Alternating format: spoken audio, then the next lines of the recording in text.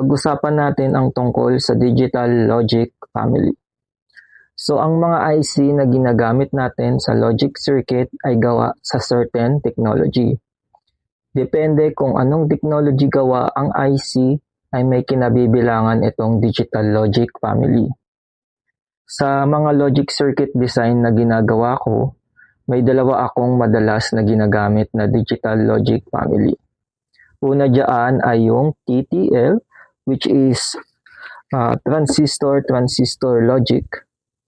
At pangalawa ay CMOS, which is complementary metal oxide semiconductor. Ano nga ba ang pinagkaiba ng dalawa?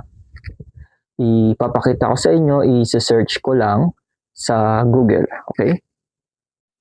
So ayon kay Google, ang TTL daw ay gawa sa bipolar junction transistor at ang CMOS naman ay gawa sa MOSFET. Makikita nyo rin dyan yung iba pa nilang pinagkaiba at mapapansin nyo, mas maganda ang characteristics ng CMOS. Pero hindi ko nire-recommend na gumamit agad kayo ng CMOS IC, lalo na pagbaguhan pa lang kayo sa electronics. So bakit?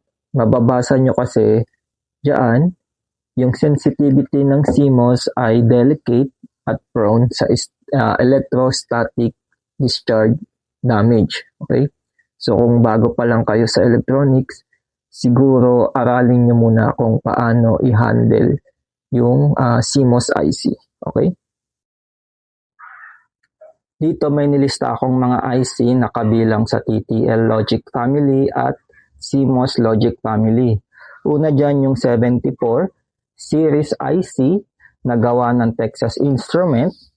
Nagkaroon niya ng maraming subfamily. So, ayan, nakalista naman din dyan.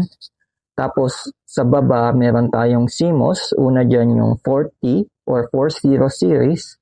Or sa ibang libro ay 4000 IC series. Tapos, inadapt din nila yung 74 series IC ng TTL. Pero ang technology nila is CMOS pa rin. Okay? So, pwede ba natin pagsamahin ang IC na TTL at CMOS? Ang sagot dyan ay pwede naman, pero dapat alam nyo kung paano sila magiging compatible. Okay? So, meron namang mga ginawang IC na CMOS na electrically compatible na agad sa TTL na IC. So, usually yun yung may mga letter T sa subfamily na prefix. So, ito yun. Tapos, ito. Okay? Dito, meron akong mga IC na nagamit ko dati.